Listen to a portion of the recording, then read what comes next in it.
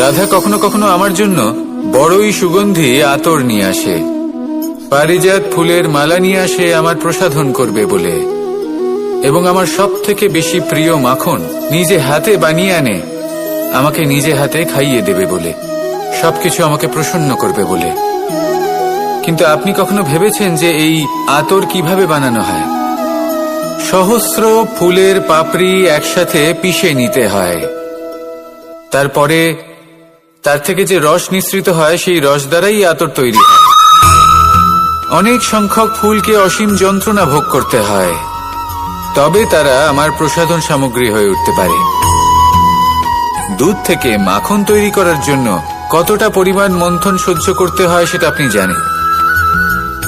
ঠিক সেই রকমই হলো আমাদের জীবনও।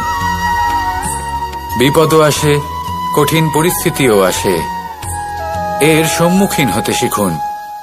মনে রাখবেন, আপনি হলেন সেই দুধ যাকে মন্থন সহ্য করতে হবে মাখন হয়ে ওঠার জন্য। মনে রাখবেন, আপনি হলেন সেই ফুলের মতন যাদের পিষ্ট হতে হবে সুগন্ধি আতর হয়ে ওঠার জন্য, যাকে এই সংসার পছন্দ করে। কখনো কখনো জীবনে আপনার সাথে খারাপ শুধুমাত্র এই কারণে ঘটে যাতে আপনার শ্রেষ্ঠ রূপ এই সংসারের সামনে আসতে পারে। শুধুমাত্র কঠিন পরিস্থিতি এবং বিপদকে একটা সুযোগ হিসেবে দেখার চেষ্টা করুন।